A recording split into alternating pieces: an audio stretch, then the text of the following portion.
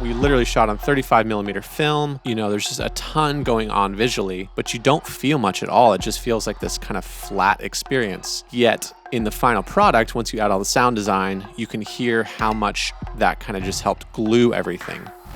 Hey, my name is Ezra Cohen, and for those of you who know me, you know that I talk a lot about visual intricacy and those little details and textures that you can add to your visuals to take your projects to the next level. There's been times where I just keep hitting the same wall and over and over again in my edits, and it's not until I start looking below the line at the audio that I realize that that's where I can really bring things to life, and that's where I really start to make strides in a project. So I wanted to talk about, sort of the before and after, and sort of showcase what it looks like to have a project that has no sound design at all, and then what it looks like to start adding sound and really bringing those visuals to life by adding sonic texture, and then go a step further and talk about some of the secrets that I've picked up over the past couple months and years about things that I can do within my editing software without having to go to Audition or Logic to really make my whole process easier and just bring up the whole production, value of my entire project. So I'm super excited to jump into this today, and let's get started.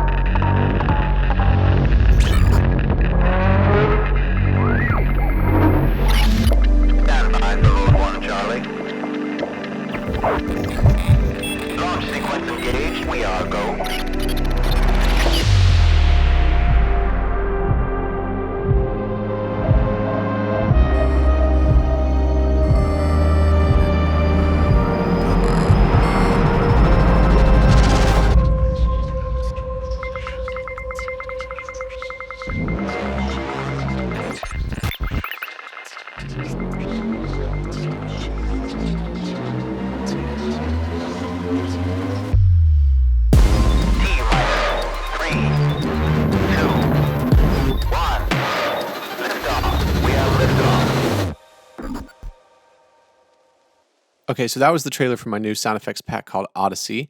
And what I want to do is kind of show you how I built out that whole sequence. I want to use this project as an example of what it looks like to kind of start from scratch.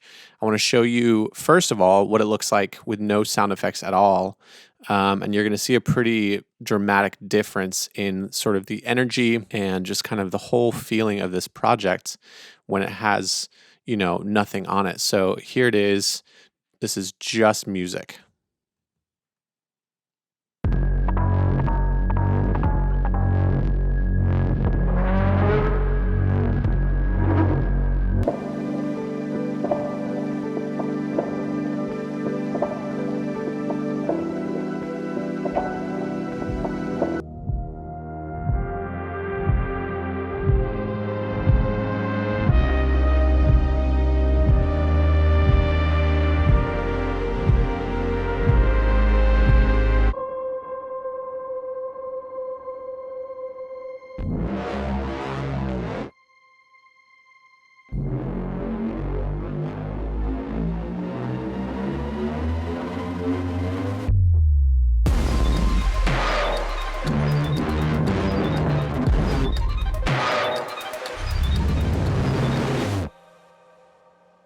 So there's definitely some great tracks in there. And again, those do come with the Odyssey pack. But there's just a significant loss of energy, of emotion. It feels like the visuals are just kind of flat. Even though there's a ton of texture, we can kind of go back and play through some of this. I mean, you can just see that we literally shot on 35mm film. We ran a bunch of this text through like an old vintage TV. I've got text details everywhere. There's just a ton going on visually, but you don't feel much at all. It just feels like this kind of flat experience. Yet in the final product, once you add all the sound design, you can hear how much that kind of just helped glue everything. And that's the power of sound design. So that's what we're going to be looking at today. But we're just going to start by actually turning these off entirely. And that's kind of the first step that I normally take with sound design, is just kind of re-examining the visuals themselves without music in the way, to sort of see what sort of we can bring out, see some of those things that we can kind of just do to really bring this project to life as if music was out of the way completely. because then I know once we've added music back in, it's going to be a really powerful experience. So let's take a look at this. So let's just basically mute both of these tracks. And, now I've just got the visuals on their own. I'm going to turn this back, turn this down to half so we can just watch it in real time. And then if we go up to, our, project here, I've already brought in the sound effects from this pack. Of course, you can use any sound effects that you choose, but I'm using this as an example to show you, kind of how to build out sound design. And these are some of my favorite sounds that I like to use in projects, and I just felt like I wanted to create the best version of them possible. And so that's kind of what was the byproduct of my collaboration with Body Talker that you see here in the promo. And that was actually him that kind of worked on all those synths, and we kind of just sat in the lab, so to speak, and just came up with a bunch of crazy sounds for a few days. So that's what you're going to hear here today. So one of the first things that I like to do, the first sort of layer that I like to start with, is just ambience and texture. You'll see we have this texture folder right here. And my favorite thing to do is sort of just set, a tone that isn't necessarily literal, but it helps add to the overall emotion of the visuals. For example, if we go down to the bottom here, I know that I have this sound called wind, and it literally just sounds like wind. And I love to use wind because it kind of just has this sort of emptiness or like a hollowness. And with an opening visual that just feels sort of like very bare and cold and stony, having this sort of like, even though you don't see any effect of wind in the shot, that sort of abstract juxtaposition just helps really create that sort of isolated, cold, sort of spacey feeling that sort of ties into the whole concept of Odyssey. So let's play this back. So that's already feeling great, and that's a great base that we'll kind of start with. I know that later on, I have this other track called Whispers, which kind of has a similar effect, just kind of like a little creepy. But in this context, I really love it because it just helps give us sort of like a desolate kind of empty feeling. So, this, I ended up using it here, and it's a really cool spot because it just kind of fills the holes, but, has that sort of empty feeling and kind of has a lot going on, adds a lot sonically to the scene, and then it would kind of, fade out there once we start getting big again. So that's kind of some of the ambience. Another thing that I love from this is like the vinyl. We can kind of put this, just kind of has like a bit of a retro texture. I wonder if we can use it kind of in that middle scene. I'm just kind of throwing stuff around because I know my scenes here, but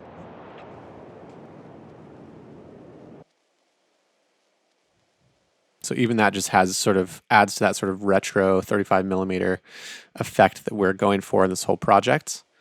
Very, very subtle, but does a little something there. And let's just kind of keep going and see if we can find any sort of transitions or textures.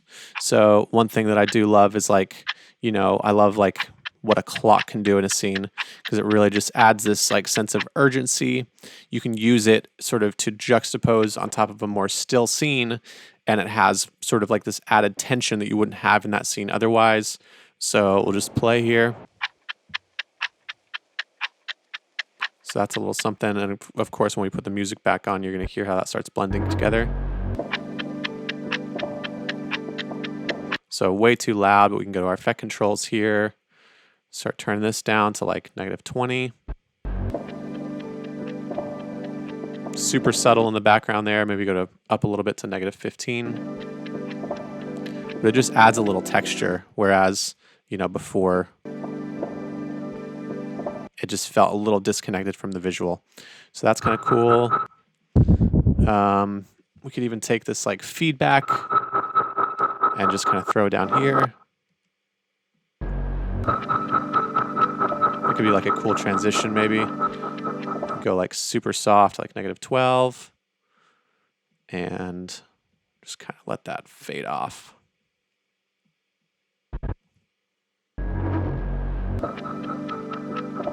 Kind of a cool intro to that scene. And you hear the clock kind of coming more present because it's kind of everything else is fading away. So that's another one that I love, the Morse code. We can kind of take this down, sort of put it at the end, And again, this is just kind of texture stuff. Maybe start that a little bit later. Just kind of has something to it. It really brings, you know, I feel like as soon as you put that in, let's turn it back off. This visual's, you know, kind of dead. Let's make this a little bigger so you can see it. This visual is kind of just whatever. I mean, obviously those growls are crazy, but this empty space is just nothing. But we have this visual of these sort of like little text details coming on.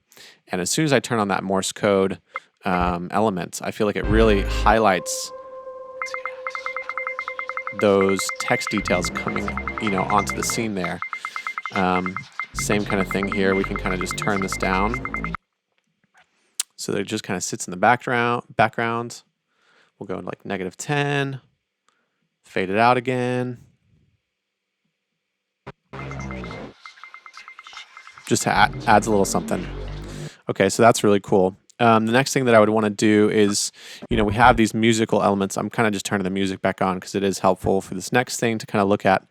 And the next thing that I want to sort of examine is transitions. And so, again, the power of sound design is that you can take 4 tracks that feel like they're completely separate, they're completely unglued, and you can really tie them together. And so you can, you know, really motivate your scenes with specific tracks instead of having to find, you know, one track that fits every single second of your video. When you use sound design to kind of glue these moments together, you have a lot more possibility at your fingertips because you can kind of play with basically transitioning between multiple thoughts and multiple concepts there. So I'm gonna go to my transitions here, and we've got some crazy stuff in here. We've got like some big sub blasts. This is a big one here. Just call it Big Boy because that's what it is. It's just a big old riser with a sub in the middle. So we can kind of use that right here. You know, come in, I'll mute that, and we'll just kind of go from here. So that was like a big moment, and the whole bottom kind of drops out. And so I'm just going to kind of place that hit right at the top of that transition.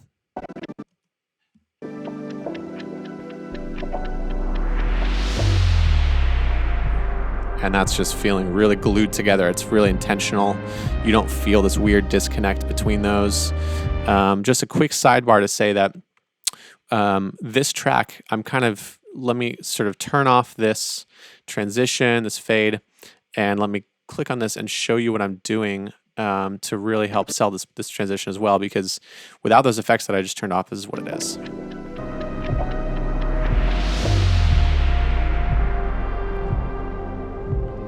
There wasn't really a great like sort of entry point for this track. And so what I did is I put on an EQ, just a subtle EQ to kind of boost some of the mids, which I needed for this specific application on this song. And then there's this, and then I applied a low pass, which basically, the best way to remember what this does is it lets the lows pass, meaning this sort of cutoff parameter is basically telling, you know, the track like, you know, nothing above this point is going to be allowed. Only these lows are going to pass and sort of, you know, be heard. And so what you can do, it's a great trick that I use all the time here in Premiere. You can do it in Final Cut, whatever it is basically creating a keyframe at, you know, the lowest sort of point here. So we have a 13 hertz. I mean, that's like inaudible. And it basically slowly moves up to like 21,000, which is, you know, the full spectrum of hearing here. And so with that on, you can hear, I'm just going to turn everything else off. We'll add this fade back on. And hit play, and we'll hear this kind of like, it feels like it's kind of opening up, like we're, you know, hearing it through a tunnel or something like that. And I'll just solo this track and we'll listen to that.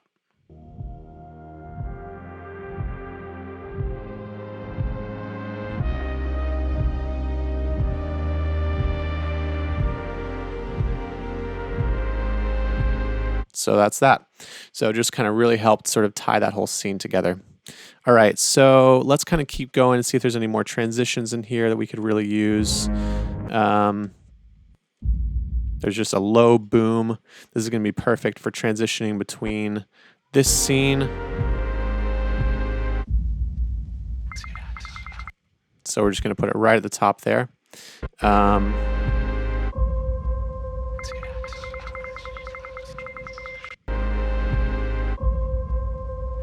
Perfect. Just add sort of a low end. You know, the song itself didn't need that boom, but really felt like it needed something in this piece. So here's another great effect here. I call it a riser glitch. And it's just got this great sort of analog distortion to it. And this is going to be a great place to be able to kind of like maybe add to that transition moment. So we'll have to just finesse the timing on that. And maybe not loud enough yet, but we can get to mixing in a second. So that's cool. That's feeling really good. I'm just going to grab some other stuff and we're just going to start kind of layering. We'll maybe turn that down. Okay, so that's all feeling really good. Another thing that I wanted to do here is grab this big sort of descending texture, and I love this Spaceship 01. It's just this long, very, again, analog sort of weird thing, and I want to kind of use it in this section as we're sort of, you know, you can watch the visuals just kind of build, and it's just like descending into this madness, right? So, but it feels like it's a little too prominent and a little too sort of present, and it's really short. So what I want to do, I'm going to just lower this by like 4 dB, and what we can do is hit Command R in Premiere, and we can stretch this out to about 50, which is going to make it twice as long, and it's also going to cut the pitch in half.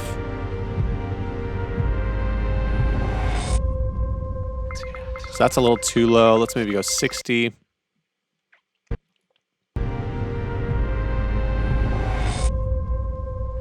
Okay, that's good, but I'm actually going to put the pitch back, so maintain audio pitch is now selected, and we'll hear what that does.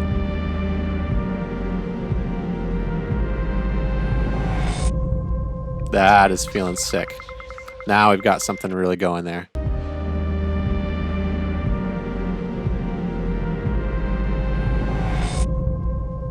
Another thing that I love here is this ringing ears. You've probably heard this in like, you know, war movies like Saving Private Ryan or something. Just kind of really adds this like, you know, element of tension. We can kind of bury it down here and kind of just stack it right somewhere in the middle of all this. And we'll kind of fade in. This thing can be kind of overwhelming, so you really have to be careful unless your ears are shot like mine from playing drums or something, but we just lower this to like -20.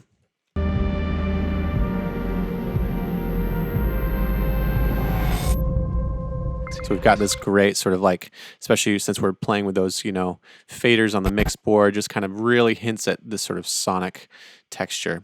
So that's all feeling really good. We can go in here, and now what I'd love to do is start getting into our, you know, our glitches. And this is where you can have a lot of fun and just really start adding a ton of visual interest really, really fast. So, you know, we'll look at this intro scene. And first of all, I think I want to turn up that wind. We're going to turn that up by like, oop, that's the wrong track. We're going to turn, yep, that's the right track. Okay, we're going to turn that up to 15. Okay, so that's a little bit loud. So what I'm going to do is once that music comes in, we're going to cut that down. I'm just going to take this to like 0 at that point, and then it's got this nice fade on it. Nice and smooth. And then again, let's just kind of look at the visuals and see what's happening. So this text starts coming on right at the beginning there, and I really want to accentuate that because one of the concepts, you know, that you need for a good ad, which I'm going to be running, this is sort of like the promo for this pack and all that kind of stuff, is you want something to grab your attention. And so again, without this, you know, imagine if I just played the music. Like we'll just move the music over here, and, you know, wind and music, still pretty cool, but I feel like it doesn't sonically grab your attention and really tie to what's happening in the visual. So I'm going to click on this. I've got these circuits, which I think are really cool. And this one in particular has just really, it's real bitey, and it'll really grab your attention if your phone is on. So I'm going to move this over here. You know, as a video guy, you're always trying to think, as a marketer, I think a lot of the time as much as possible anyway, which is why I love getting to do these products and all that stuff, because I've learned tricks like this from clients telling me that that's what they need for their, you know, products that they're selling. So this is kind of a fun tool that I picked up from, you know, doing client work. And anyway, if you hit play here, that visual just came to life like crazy. And now we need same thing. I'm going to turn that down a little bit. Let's go -10. And then let's find something for this. So I've got all these kind of options here. And those are kind of like, this is actually like a bunch of like circuit boards, like scans of circuit boards from like old vintage synthesizer manuals.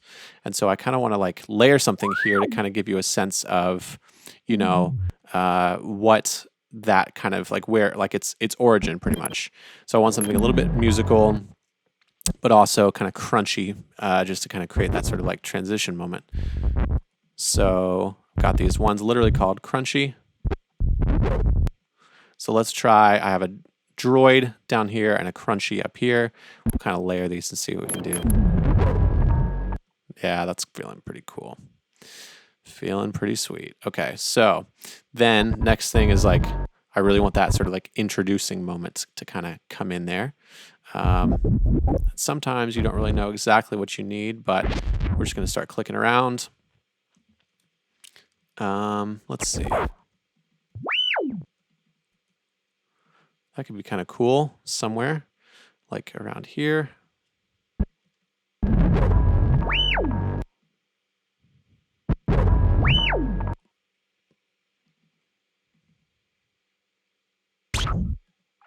Let's put that there as well.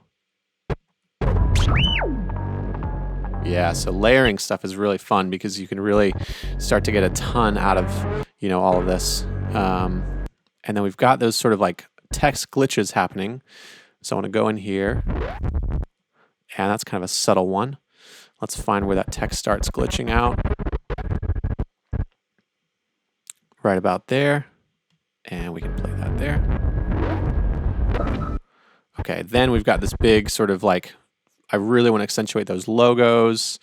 Again, we've got sort of my logo plus Body Talker, that's Jeremy right there. So let's find something for that. That could be a good one. And so we'll cut that short because I don't want to go on to the next scene.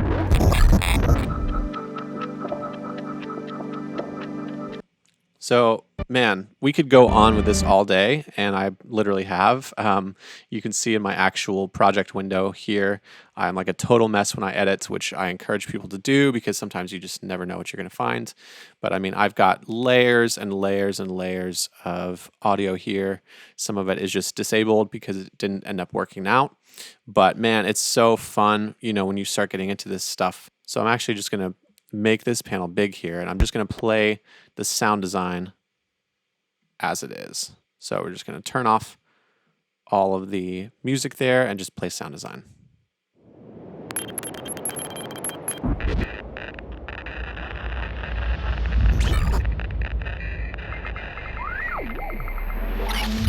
Stand by for mode 1, Charlie. Launch sequence engaged. We are go.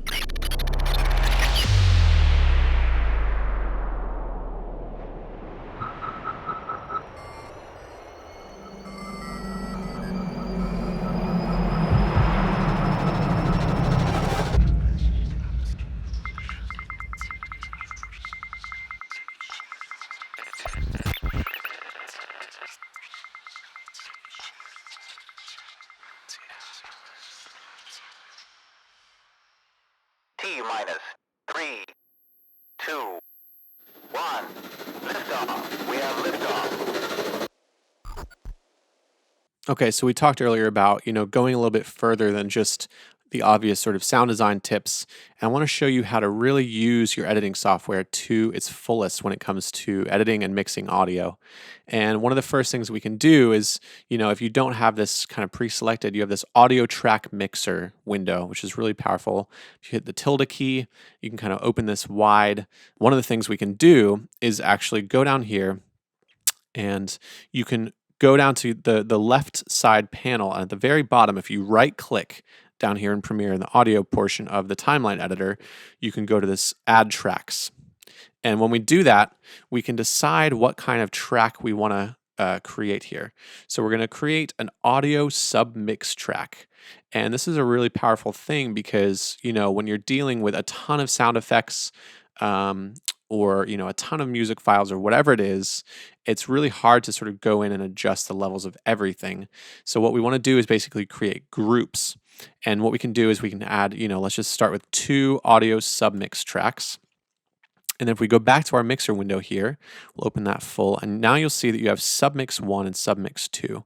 And that's a really powerful thing because what we can essentially do is we'll call submix 1 music and submix 2 sound effects. And then we can go up here to this area, and you'll see if you hover over this that it says track output assignment. And rather than going straight to the master channel, which is at the very end, that's just where everything is coming out of, we're actually going to toggle this down, and we're going to apply these first 2 channels, which I know that these are my 2 music channels, audio 1 and 2. We're going to apply the track output assignment to for both of these to music. And so when we do that, what's going to happen is when we go back, we'll just kind of let this play. And we'll go to our track here, and you'll see that these are coming through the music channel, which means that now I can pull this down, and rather than having to deal with 2 sliders, I'm actually dealing with 1 slider that's been sort of mapped to this sort of like master slider for music. Now, if you kind of see where I'm going with this, you'll realize pretty quick that we can do the same thing for all these sound effects channels. So we can actually take this, and we're just going to apply all of these to the sound effects output assignment. And now, when I go back to the beginning of my project, go back to our track mixer, and I can change the levels of these sound effects overall. So I can kind of play with these, right?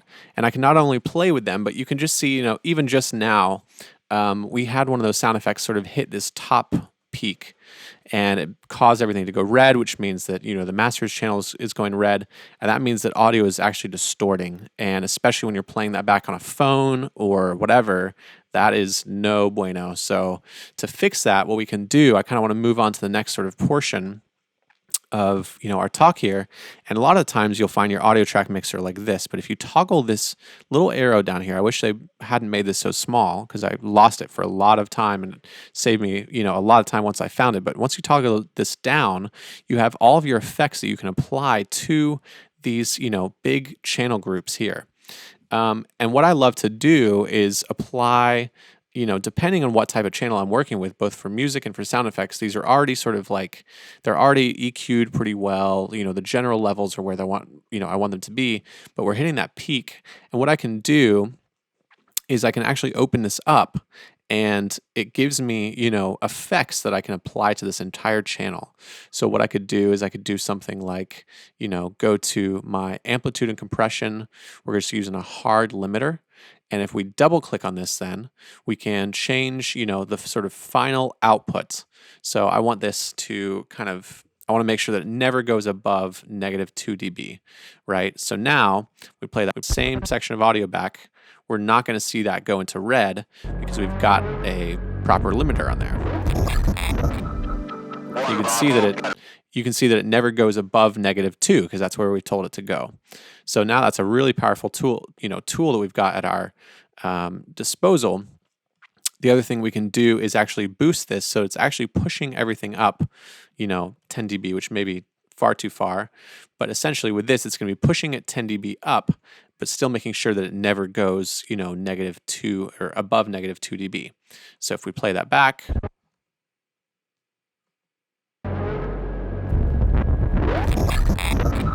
so you can see that things are just kind of leveled out. Launch sequence engaged. We are go. And when things are leveled out, we can more accurately sort of mix the audio, the music elements and the sound effects elements, which allows us to have a much more sort of glued experience. We'll just kind of tweak these levels.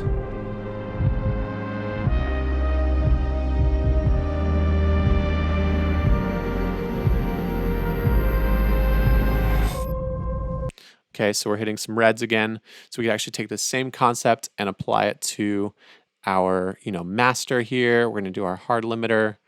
We'll say for this one, we're not going to go above -1. And then again, play that back. And now all this super, problematic audio is not going to hit red. Right? So we are doing a lot better, sounding a lot more pro already and feeling a lot more pro because we're not worried about going into each little clip and pulling it down. We're just kind of dealing with the problem head on. Well, that's it for today. Thank you so much for joining. As always, I hope that you're able to take this and not only, sort of copy and paste these concepts, but really put your own creative spin on these. And I can't wait to see what you do with them. So until next time, happy editing.